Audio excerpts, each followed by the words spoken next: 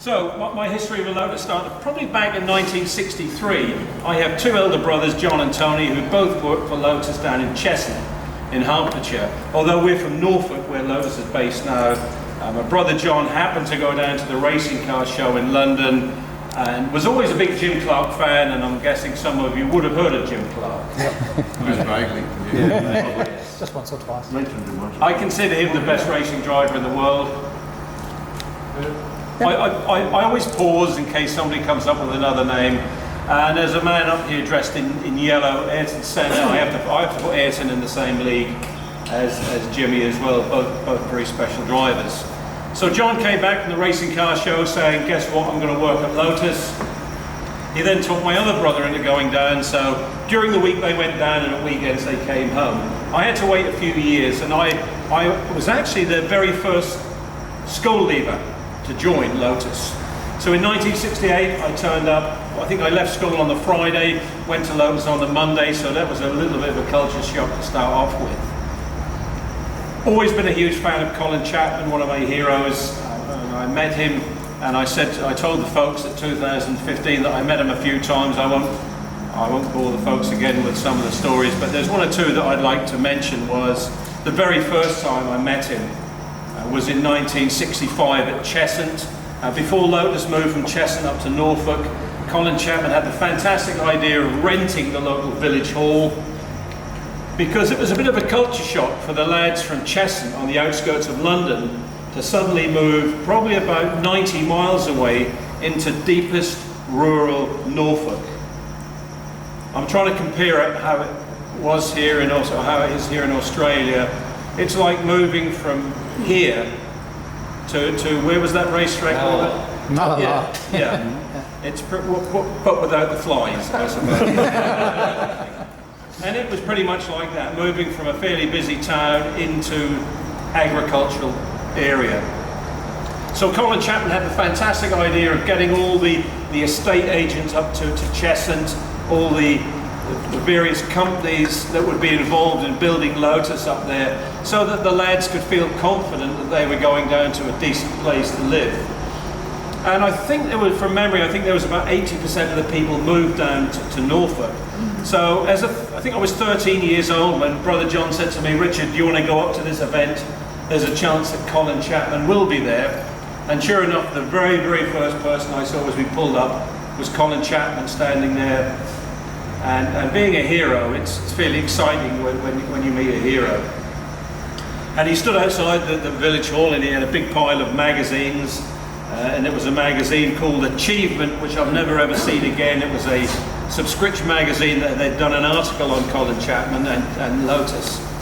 So he was giving these away as people were coming in the door. So I walked up to him and I said, can I have your autograph, please? And he said, what's your name? And I said, it's Parramint, sir. No, what's your first name? I said, oh, it's Richard.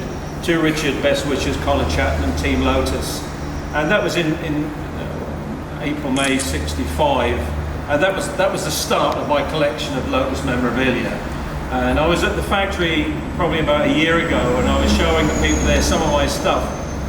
And they said, or it was the PR man said, he said, when anything happens to you, will you donate all your stuff to Lotus? No. Now, I've instructed my good lady wife that I want to be buried with it. Because you're a long time dead and you want something to do while you're dead. So my first meeting with Colin Chapman was very exciting. Probably the next one wasn't so exciting. I'll just tell you that one very briefly. As I said, I worked at Lotus for a while, working on the assembly lines, making Elans, Europas and plus twos. We had factory names for them. The Europa was always the P5, the Elan was the M20, and I can't remember what, the plus two was the M20, I can't remember what we called the Elan. I probably can, but that'd be rude, I should think. So my job was doing various things at Lotus. Probably the worst job I had, I was telling somebody earlier on about when the unions were trying to get in, the transport and general workers were trying to get into Hethel.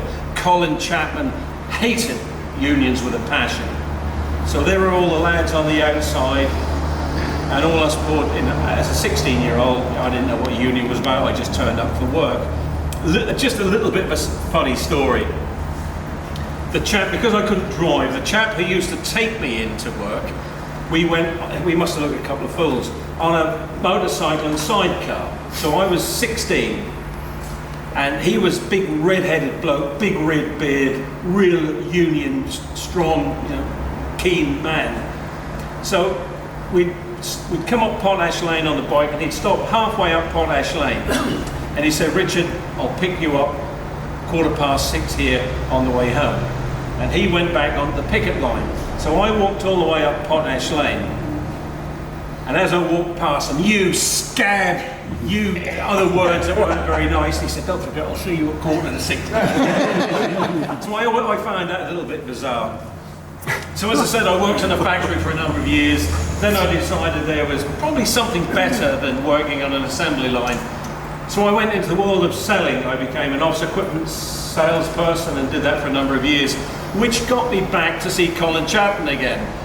The company I worked for in Norwich, which is the local city to Hethel, we had the franchise to sell a shredding machine, and I'm going back to probably the mid-70s, and shredding machines weren't that popular then.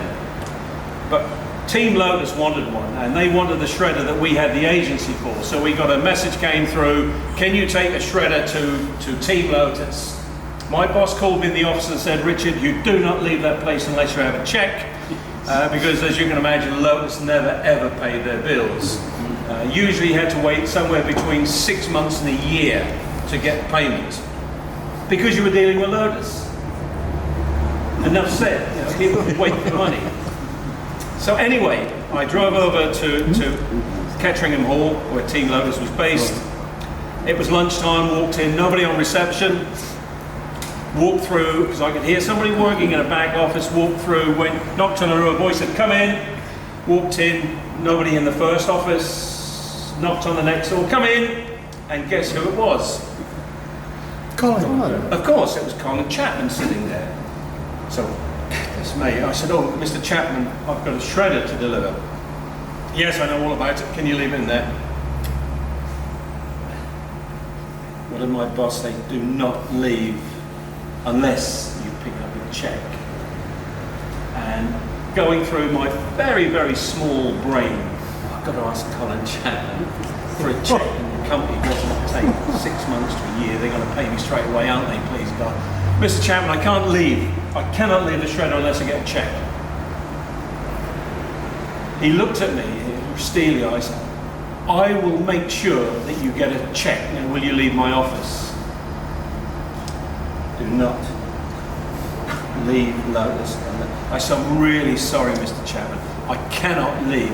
I will make sure this goes straight to our accounts department and you will receive a check.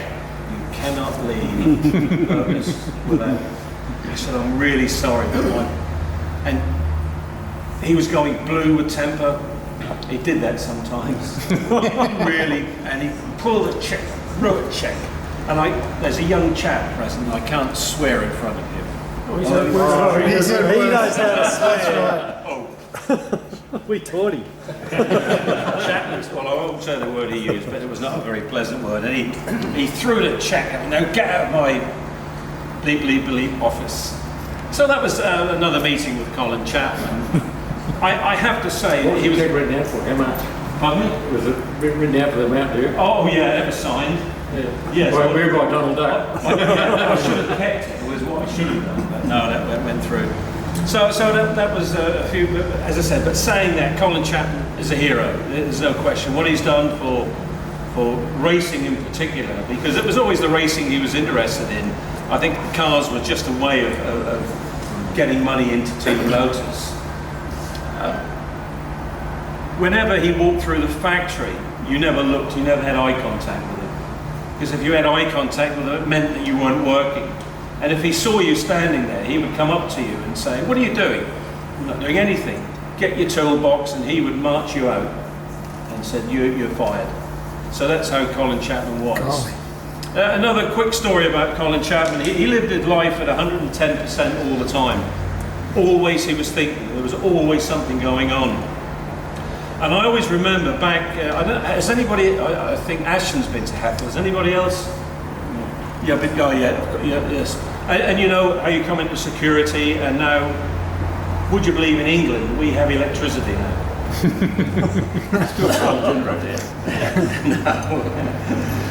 In those days, back in the 60s, 70s, there was a manual gate, so the security people had to come out and lift the barrier if anybody wanted to come past. Now, Colin Chapman, there was an unwritten rule. He would not stop at the gate. This is my factory, I do not need to stop at security. So the poor lads in security, a couple, three of them would be sitting there, and all of a sudden say, look, here he comes, and they would hear him coming up Potash Lane, full tilt, full tilt, coming to sight sideways, throttle down, straight down the gate. They had to run out, they had to lift it up so he could drive. And he said, if I have to hit that barrier, everybody in security would get fired. So that was their initiative to be on their toes. As far as I know, he never hit the barrier. That's awesome. Then he would disappear around the front of the building, and all the directors had their own parking, undercover parking. And again, you always knew Chapman's place. Sideways in, he could have been driving anything. Latter part of the time, he was a Mercedes man. Yeah, don't ask. They also had a Ford Galaxy that they gave him when he won Indy 500. Clive still has that car. But yeah, sideways in, park up, walk into his office. A couple of minutes later, his secretary would walk out of the office, switch the engine off, and shut the door. that was Colin Chapman, as I said. 110%. Hazel doesn't get mentioned too much in the whole scheme of things. She's a lovely lady. I've known her for a few years now. And I talked previously about the Lotus owners gatherings that we have in America. And I think I've been to the last 10 or 12. And one of the ones I organised for Mrs. Chapman to go over. And it was about, and I'm sure you know what it's like organising events. You do all the spade work, you get all the advertising done, and then somebody decides they're not going to go. I had a phone call, the phone rang. Richard, I said, yes, Mrs. Chapman or Hazel here, I can't go. Well, again, rude words. She said, I just can't go. And all she had to do was turn up. There was first class air travel, a chauffeur-driven car for the event, and she just had to appear twice. One at the concourse and one at the dinner in the Saturday. She said, Richard, I just can't go. And all the information had gone out. Her name was in the magazine that they give away, and oh goodness. So I phoned up the chap who was organising it in America. Actually, I think there's still a contract out for me. So I have to, any little red marks come on, I just run for it. And he said, oh shoot, what are we going to do? I said, well, let me see if I can organise, if I can do an interview with her and get it filmed. That'd be a great idea. So I phoned her up, would you do that? Yes, that'll be fine. So we went over, and this is the video I'm going to show you in a couple of seconds, and I'm sorry for the folks at 2015, you're going to see it again. So I went over to see Mrs. Chapman, I said, look, what I'm going to do is just ask you a few questions. She said, it'll be fine, we'll do that. And I said, but at the very end of the video, I'm going to ask you where the Lotus name comes from, because wherever I go, that's the question I'm asked the most. Where does the Lotus name come from? And I said, what I'm going to do, I don't want you to tell me where the name comes from, because start to tell me the story, and what I'm going to do is make the film go fuzzy at the end. It looks like the film's broken. Oh, she said, that's a jolly good idea. So we got to that point in the filming, right, and I said to her, no, Mrs. Chapman, I have a question for you. Yes, Richard. I think I know exactly what it's going to be.